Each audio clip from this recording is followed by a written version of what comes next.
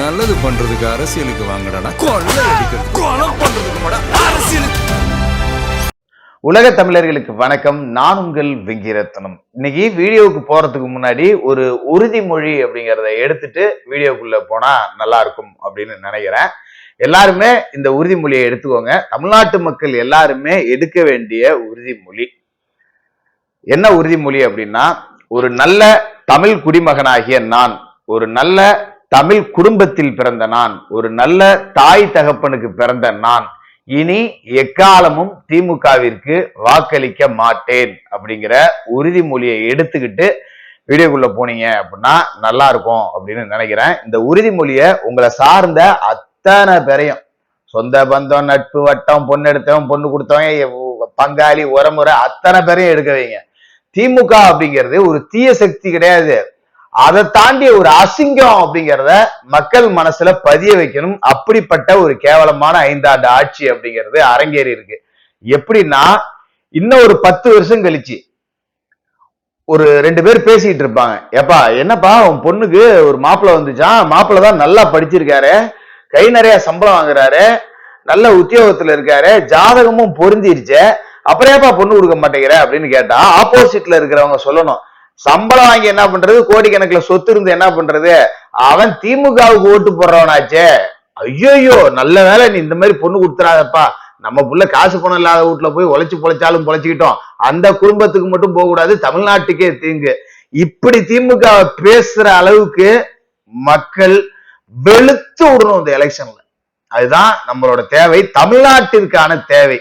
திமுக ஜெயிச்சா தமிழ்நாடு தோத்துரும். தமிழ்நாடு ஜெயிக்கணும்னா திமுக என்கின்ற தீய சக்தி மட்டும் இல்ல, கருணாநிதி குடும்பமே அரசியலை விட்டு வேரோடும் வேரடி மண்ணோடும் சாய்க்கப்பட வேண்டும். அதுல உறுதியா இருங்க அப்படிங்கிறத சொல்லிக்கிட்டு, என்ன இவ்வளவு வன்மம் உங்களுக்கு திமுக குடும்பத்தோட, திமுக அப்படி என்ன பண்ணுச்சு அப்படின்னு நீங்க நினைக்கலாம்.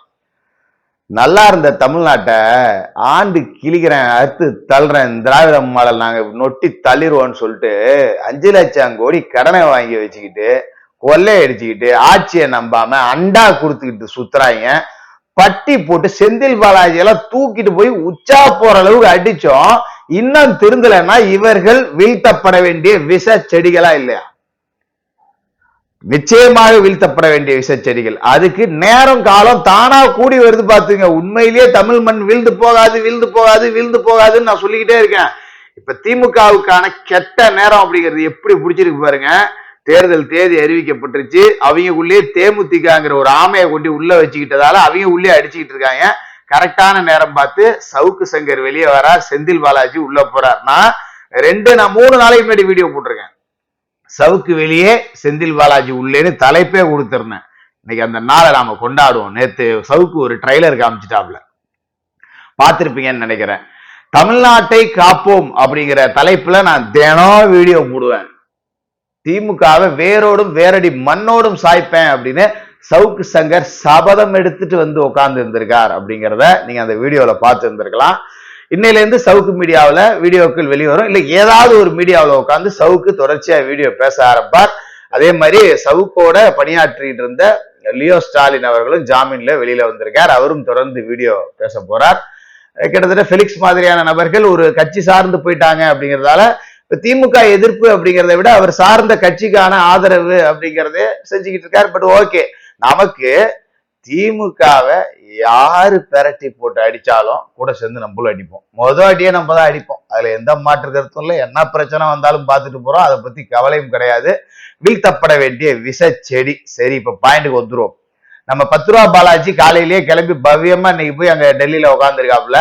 இன்னைக்கு என்ன பிரச்சனை அப்படின்னா, இவ்வளவுக்கு உன்னை கத்தியில உட்கார வச்சிருக்கோம், அப்பயும் நீனு கரூர் முழுக்க திருடி சம்பாதிச்ச காசுல, பாக்கிக்கு 10 ரூபா பிச்சை எடுத்து சம்பாதிச்ச காசுல 60 இடத்துல பட்டி போட்டு வச்சிருக்காரு. செந்தில் பாலாஜி பார்முலா தெரியுமா? மாட்டை பட்டியல அடைகிற மாதிரி அங்கங்க பெரிய ஷெட்டை போட்டு வச்சுக்க வேண்டியது. முன்னாடி எல்லாம் கல்யாண மண்டபத்தை வாடகைக்கு எடுத்தாங்க, இப்ப பொது இடம் அப்படிங்கிறது இப்ப தேர்தல் ஆணையம் அவங்க கட்டுப்பாட்டுல இல்லைல்ல. தேர்தல் ஆணைய கட்டுப்பாட்டுல தானே இப்ப எலெக்ஷன் நடக்குது. முன்னாடி மாநில தேர்தல் ஆணையம் அவங்கள்ட்ட இருக்கும். உள்ளாட்சி தேர்தல் நடத்தணும்னா பகிரங்கமா காசு கொடுப்பாங்க, தேர்தல் ஆணைய அதிகாரிகளை வச்சே காசு கொடுப்பாங்க. செந்தில் பாலாஜி தான் பெரிய வளர்த்தி அப்படிங்கிற சீன் எல்லாம் போட்டுக்கிட்டு என்னென்ன வித்தெல்லாம் காமிச்சாப்ல. இன்னைக்கு முடியல. அதனால என்ன பண்ணிருக்காங்க, தனியார் இடத்துல 60 இடத்த பட்டா இடத்த பட்டி போட்டு வச்சிருக்காங்க. மக்களை கொண்டு போய் அடைக்க. எதுக்கு? இந்த திருந காசுக்கெல்லாம் வேலை என்ன, சும்மா தானே கிடக்கு. கொண்டு போய் ஒரு பட்டிக்கு ஒரு 1000 பேர் அடைக்கலாம். அடைச்சு அவங்களுக்கு 3 வேளையும் சரக்கு, 3 வேளையும் சாப்பாடு, 3 வேளையும் சினிமா பார்க்கலாம். டிவியை போட்டுவிட்டு ஸ்கிரீனை போட்டுவிட்டு அவங்க போட்டு சினிமா போட்டு விடுவாங்க. டெய்லி 1000 ரூபாய் காசு. 60 இடத்துல பட்டினா 60,000 பேர் கிட்டத்தட்ட வெற்றி பெறுவதற்கான 80 விழுக்காடு வாக்குகளை அங்க கொண்டு வச்சு அடைச்சு வச்சுக்கிறது. இவங்களை தேர்தல் வேலையை மற்றவர்களை செய்ய விடுறதில்லை அப்படிங்கிற அளவுக்கு இந்த வேலைகள் அப்படிங்கிறது நடக்குது.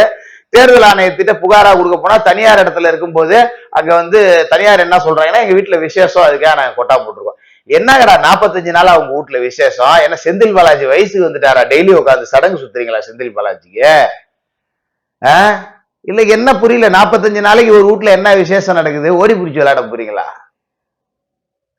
எவ்வளவு கொழுப்பு இருக்கும். எல்லாம் விட்டுட்டு போயிடுவாங்க தேர்தல் ஆணையம் அப்படின்னு நினைச்சு ஆடிக்கிட்டு இருக்காங்க. நடக்கிற ஆட்டத்தை மட்டும் பாருங்க. இந்த பட்டியல ஜனங்க இருக்கும், ஓட்டு கேட்க செந்தில் பாலாஜி இருக்க மாட்டாரு. பிதுக்கி எடுத்து கொண்டு போய் திகார்ல இன்னைக்கு போட போறாங்க. இன்னைக்கு இல்ல அப்படின்னாலும் இது நிச்சயமா நடக்கும். இந்த தேர்தலுக்கு செந்தில் பாலாஜி வெளியில இல்லை, சிறைதான். சொல்றதை கேட்டுட்டு பட்டியை கிட்டிட்டு சவுண்ட் கொடுத்ததுன்னா சட்டியா ஊத்துப்படுவோம் அப்படின்னு சொல்லி கொண்டு போய் உட்கார வச்சிருவாங்க. இதுதான் நடக்கும். அப்படிதான் நடக்க போகுது. இன்னைக்கு கரூர் விசாரணை அப்படிங்கிறது கிட்டத்தட்ட கழுத்தை பிடிச்சி இருக்கிற மாதிரிதான் செந்தில் பாலாஜிக்கான ட்ரீட்மெண்ட் எல்லாம் இருக்கும். அங்கேருந்து வரும்போது பாத்தீங்கன்னா சாதாரண செந்தில் பாலாஜியா வர முடியாது. அப்படி பிதுக்கி எடுத்துதான் அனுப்புவாங்க. வந்தியா கரூர்ல போய் வேலையை பார்க்குற, பட்டி கிட்டின்னு சத்தம் போடாம போய் வேலையை பார்த்துட்டு முடிஞ்சா ஜெய்காடி ஓடிப்போ. அதை விட்டுட்டு இங்க அங்க பட்டியல அடைக்கிறேன், இத்தனை தொகுதியை பாக்குறேன், இத்தனை தொகுதியை பாக்குறேன் அப்படின்னா ஒன்ன பாக்குறதுக்கே மனு போட்டுக்கிட்டு தான் வரணும் அப்படிங்கிற அளவுக்கு தான் ட்ரீட்மெண்ட் அப்படிங்கிறது இருக்கும். அந்த அளவுக்கு வலுவா போயிட்டு இருக்கு. அது மாதிரி தேர்தலும் பாத்தீங்கன்னா திமுகவுக்கு எதிரான நிலை அப்படிங்கிறத நோக்கிதான் போயிட்டு இருக்கு. திமுக ஜெயிக்கவே முடியாது அப்படிங்கிற கட்டத்தை நோக்கிதான் மக்கள் மத்தியில இருக்கக்கூடிய ஒரு எழுச்சி அப்படிங்கிறத பார்க்க முடியுது.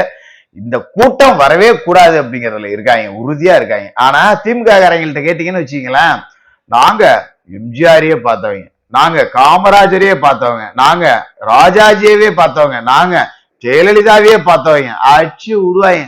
என்னடா பாத்தீங்க நீங்க? எம்ஜிஆர் என்ன பார்த்து நீங்க கிழிச்சிங்க? எம்ஜிஆர் சாகுற வரைக்கும் ஜெயிச்சுக்கிட்டே இருந்தாரு. அப்படியே கூட கும்பிடு போட்டுக்கிட்டு எப்படா ஜெயிப்போம் நாக்க தொங்க போட்டுக்கிட்டு அவர் எப்படா சாவாருன்னு பார்த்துட்டு உட்காந்துருந்தீங்க. என்ன பாத்தீங்க எம்ஜிஆர்? நீங்க சாகுற வரைக்கும் அவர்கிட்ட இருந்து ஒத்த நாள் உங்களால ஆட்சியை புடுங்க முடிஞ்சதா? திருடுறதுக்கு முடியலையே, ஐயோ 13 வருஷமா திருட முடியலையேன்னு நாக்க தொங்க போட்டுக்கிட்டு அவர் உட்கார்ந்து இந்த முதலமைச்சர் சீட்டையே இப்படியே பார்த்துருந்தீங்க. அப்படின்னு அதுதான் பார்த்த லட்சணமா? நீங்க என்ன பாத்தீங்க? ஜெயலலிதா அம்மாவை நாங்க பார்த்துட்டோம். என்ன பார்த்து கிழிச்சிங்க நீங்க? அவர் தலைமையேற்ற பிறகு எத்தனை தேர்தலில் நீங்க ஜெயிச்சிருக்கீங்க, எத்தனை தேர்தலில் அவர் ஜெயிச்சிட்டு இருக்காரு? அவர் ஜெயிச்சுக்கிட்டே இருந்தாரு. ராத்திரில சட்டையை பிடிச்சி இழுத்துட்டு போனாங்க. ஐயோ கொள்றாங்கயா கொள்றாங்கயான்னு தமிழ்நாடே ரசிச்சு பார்த்தது. அதை நீங்க என்னத்த பாத்தீங்க? சாகும் தருவாய் வரைக்கும் ஆட்சியை விட்டு இறங்காம உங்க தலைவன் சாகும் போது முதல்வரா இருக்க முடியாம ஒரு வெற்றியை பெற்று அந்த அம்மா கம்பீரமா போய் சேர்ந்தாங்க. நீ வேடிக்கை பார்த்த. வேற என்ன பார்க்க முடிஞ்சது? நாங்க எடப்பாடியை பார்த்தோம். என்னடா எடப்பாடியை பார்த்தீங்க? எங்க தலைவரை புதைக்கிறதுக்கு கொஞ்சோண்டு இடம் கொடுங்கன்னு கைய காலா நினைச்சுக்கிட்டு போய் கெஞ்சு பார்த்தோம், கதறி பார்த்தோம், காலில் கூட விழுந்து பார்த்தோம். அப்புறம் கோர்ட்டுக்கு போனோம். அப்புறம் அவரா பார்த்து மேல்முறையீடு பண்ணாம விட்டார். இதான் நீங்க எடப்பாடியை பார்த்தது. வாய் மட்டும் இல்லைன்னு வச்சுக்கீங்களேன் இவங்களுக்கு. ஆடாங்கப்பா, நாங்க அவங்கள பார்த்தேன், இவங்களை பார்த்தேன், இவங்களை பார்த்த இத்தனை பேரையும் பார்த்தேங்கிறீங்களா? ஸ்டாலினுக்கு ஆட்சி செய்ய தெரியுமான்னு பாத்தீங்களா? நாங்களும் தான் 5 வருஷமா பார்த்துக்கிட்டு இருக்கோம். பாலியல் வன்கொடுமை நடக்குது பார்த்துக்கிட்டு இருக்கோம், தேனம் கொலை நடக்குது பார்த்துக்கிட்டு இருக்கோம், தேனம் கஞ்சா கொடி கட்டி பறக்குது பார்த்துக்கிட்டு இருக்கோம். தமிழ்நாட்டு வரலாறுலயே 20 வருஷமா இல்லாத அளவுக்கு கள்ளசாராயம் குடிச்சு சாவரானுங்க பார்த்துக்கிட்டு இருக்கோம். காலங்காத்தால இந்த நாட்டுல எல்லாமே அப்படியே மாதம் மும்மாறி மழை பொழியுதுங்கிற மாதிரி மந்திர குச்சை ஒண்ணு தூக்கிட்டு வாக்கிங் போயிட்டு விளம்பர மாடல் விளக்கமாத்து மாடல்னு ஷூட்டிங் நடத்துறீங்க பார்த்துக்கிட்டு இருக்கோம். இதுதான்டாப்பா நாங்க பார்த்துக்கிட்டு இருக்கோம் உங்களுக்கு ஓட்டு போட்ட பாவத்துக்கு. இதுக்கு மேல எங்களால இதை பாக்குறதுக்கு உடம்புலையும் தெம்பு இல்ல, மனசுலயும் தெம்பு இல்ல. உங்களுக்கு ஒரு கும்பிடு, உங்களுக்கு ஒரு கும்பிடு, போயிட்டு வாங்க சாமிங்களா. இந்த தேர்தலில் திமுகவை வீழ்த்துவோம் என்று உறுதிமொழி ஏற்போம் ஏற்போம் ஏற்போம். இந்த மோசமான கோபாலபுரத்து கூட்டத்தை தமிழ்நாட்டில் இருந்து விரட்டி அடிப்போம். செய்வீங்க அப்படிங்கிற நம்பிக்கையோட தொடர்ந்து பேசுவோம்.